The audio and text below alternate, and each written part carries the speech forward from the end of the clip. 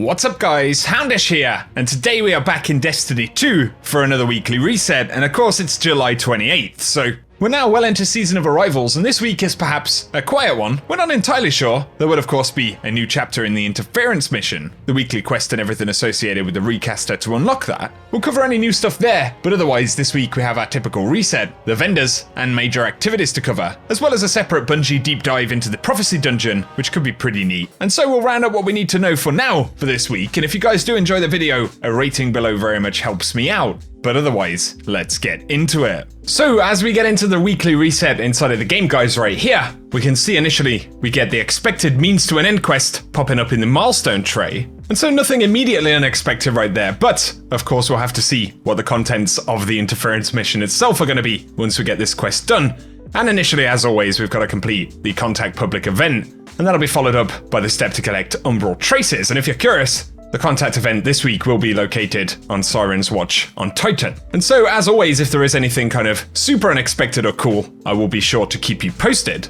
But otherwise, for Recaster weekly bounties, we need to earn points by defeating combatants and Guardians with grenades, and Guardians will grant the most efficient progress, but also Brilliant Display to earn points by defeating combatants and Guardians with supers, and once again, Guardians will grant the most efficient progress. Otherwise, for immediate kind of seasonal content, the Prophecy Dungeon has also reset, so alongside the means to an end quest, that'll be a couple of easy Pinnacle Drops for the week. Otherwise though, let's jump in and see what's up for grabs in the Eververse Store. We do have a bunch of stuff for silver, a brand new ornament for the last word right there, which is actually pretty cool. Shame you have to grab it with silver at the moment, but of course there is the Bright Dust section, so we've got the Chitin Slate and the Ennead projection, not sure if I'm saying that correctly, but also Father of Islands, which is the Izanagi's Burden ornament right there from back in Season of Undying. And then we've got the Canopus Shell, which is a new one for this season, a rather interesting looking thing.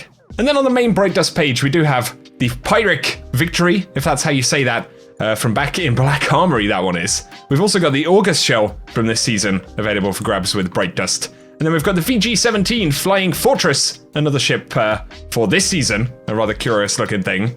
But also the Sign of Approval emote. We've got the boots for the Titan, this week at least. And then we've got the Violet Exorcism for the Arbalist, as well as the Crown of Sorrow projection for the Ghosts right there. And finally, we've got Tiger effects, as well as Jade Coin effects and Illicit Transmat effects, followed by the Mercury Vex Chrome, Descendant Vex Chrome, Bumblebee, and Arctic Pearl shaders, as well as our consumables right here. But now on to other rewards and activities for the week. Of course, we've got a bunch of our Pinnacle Drops. So for Nightmare Hunts, we have Fear, Despair, and then we've also got Insanity listed, but we've got the Garden of Salvation this week with the challenge mode to the top.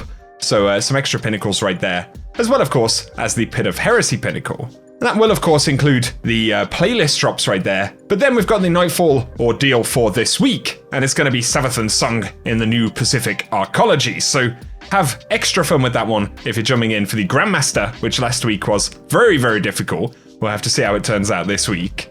But then we also have the traditional Nightfalls as well. So we've got the Insight Terminus, and if you're collecting strike loot, you can get the Long Goodbye from that strike. We've also got the Pyramidion that can drop the Silicon Neuroma, and finally the Hollowed Lair, where you can get the Mindbender's Ambitions. So some pretty good farmable strikes up this week. Before we go any further with the activity stuff, it is worth mentioning that today, Bungie have a deep dive into the Prophecy Dungeon that they're hosting live on Twitch. So some of the community folks at Bungie, as well as developers who have worked on the Prophecy Dungeon, are giving insights into how it was developed. And they're doing that as a kind of ride along through the dungeon. Timing's a little bit awkward, as it is literally live at the time of posting this video, but there will be the full kind of recap of that on Bungie's Twitch channel. So if you want to check out that full recap, I will link their channel down below, and I'll be sure to round up any cool kind of extra insights that we get about the dungeon or the game.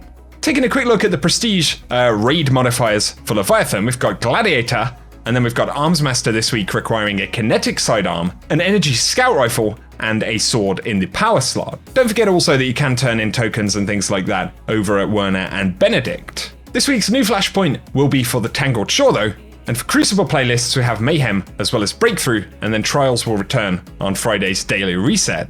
And then to get into some of the Year 1 and 2 legacy content, we've got Menagerie with Void Singe, Iron, and Heavyweight in the normal mode, but the Heroic mode has Extinguish, Iron, Blackout, and Void Singe up this week. When it comes to the Reckoning this week, the boss is going to be Mini Oryx, so in terms of weapon drops, the main loot table includes Spare Rations, Bug Out Bag, Outlast, Gnawing Hunger, and Doomsday. And then additionally, you can use the Dredging Engram and things like that to get some rolls of updated versions of those weapons. But otherwise, in the Escalation Protocol, this week's boss will be Kathok, the Aurora of Zol, and so you can randomly get the Ikelos SMG when you take that boss down, as well as the 2.0 sets of armor, but once again, you get extra opportunities for some of the Escalation Protocol stuff updated out of the dungeon and things like that for this season. However, finally in the Dreaming City, this week's Ascendant Challenge will be the Keep of Owned Edges, so if you're still completing any Forsaken content, I will run gameplay at the end of the video with the location and footage for the challenge itself. But otherwise for this week, guys, that is everything that we have to speak about in the reset video, so as always, I'll be keeping you posted with Destiny news, any new content and points of interest throughout the course of the week, so